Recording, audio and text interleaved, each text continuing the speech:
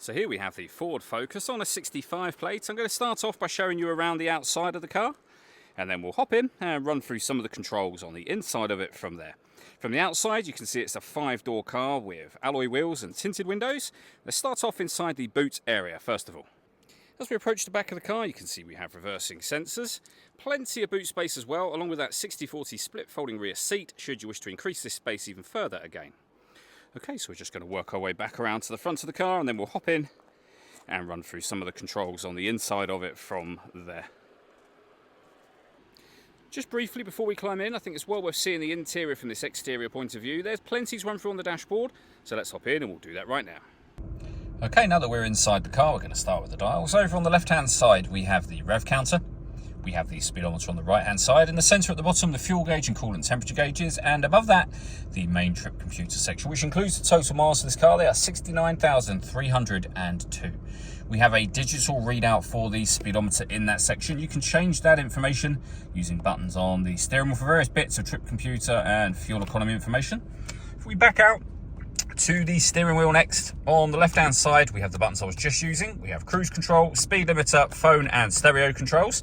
Over in the center is the main screen for the stereo itself. So to pair your phone, you hit connect to phone up in this top left-hand corner, then hit add device.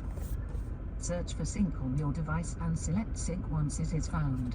Then just follow the instructions on here and on your phone screen, of course.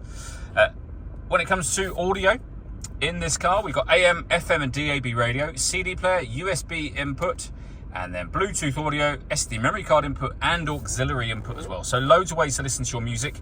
We have climate control on here, so you can adjust the passenger and driver temperature, the direction of the air, the fan speed, all on here.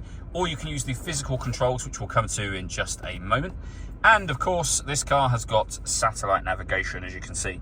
A really nice clear colour display. It's a very easy system to use. Working our way down, we have the CD player, the main volume for the stereo, and then the physical controls for your dual zone climate control. So you can adjust the passenger temperature, the driver temperature. You can change the direction the air is being distributed in. When you're happy with those settings, your air conditioning is on at the minute, so that's off. Back on again, or hit auto. The car will now maintain the temperatures you've asked for by taking full control of the fan speed and the direction of the air for you. Any manual adjustment will take auto off straight away and allow you to put it back on your own settings. We have a heated rear and front screen there as well.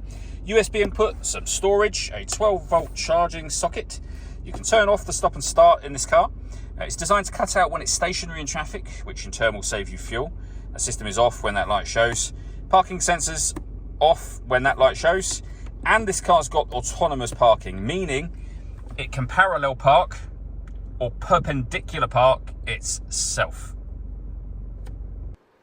All that leaves me to say is thank you for taking the time to watch this video. If you'd like to come and see the car for yourself and have a test drive, please feel free to give us a call here at Surrey Specialist Cars. We'd love to hear from you soon.